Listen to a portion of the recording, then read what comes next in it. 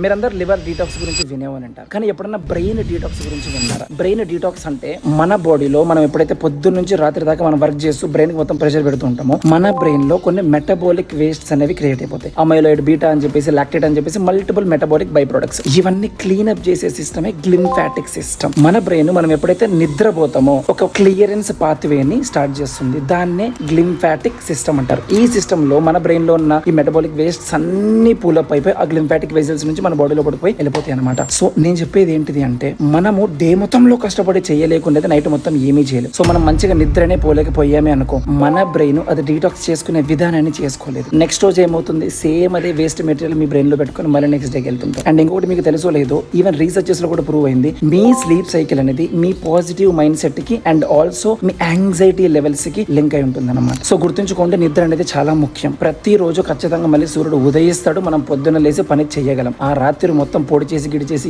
ఏమీ చేయలేం. సో దయచేసి మీ బ్రెయిన్ అది డీటాక్స్ చేసుకునే విధానానికి టైం ఇవ్వండి.